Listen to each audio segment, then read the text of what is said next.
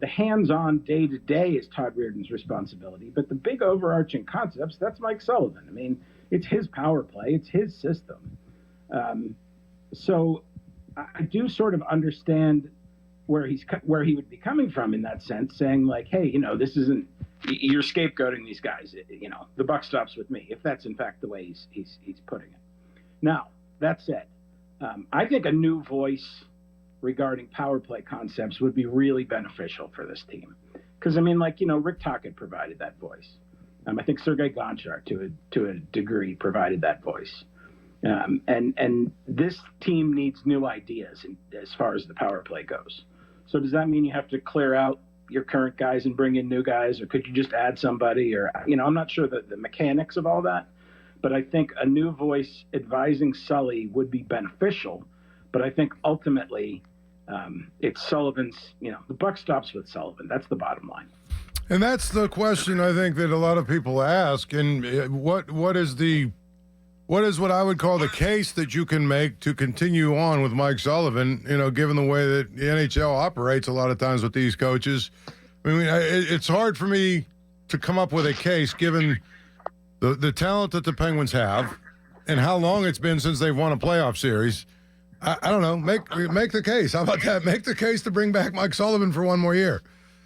To me, the biggest case is, just having been around him and having been around a lot of coaches, he's a really good hockey coach.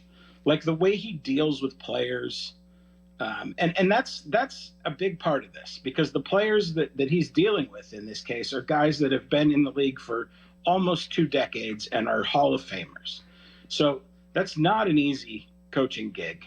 And when you bring in a new coach, they're going to all have to, they're going to have to be broken in by these star players in terms of, how they coach the team. It hasn't always worked. I mean, you've seen that over the years.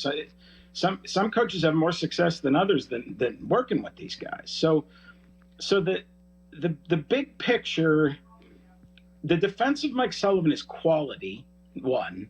I mean, but the results aren't there. So that's not, they're obviously not there for the last 5-6 years.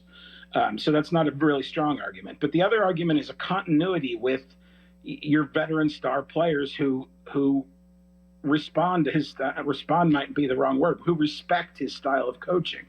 And, 2 summers ago when they made the decision to re-sign Malkin and Letang, they made a decision to sort of stick with the core, and the guy who coaches the core is Sullivan. So he's part of that. So basically, the case for Sullivan is continuity and the fact that he's a good quality coach. And if you said to me, I think there's a better chance Mike Sullivan works his way out of this than a new coach has success coming in, you could make that argument. Just because he's a quality coach who's, done this before, had success with this group before. So, look, the arguments against Mike Sullivan are much easier to make, and they're much less tortured logic.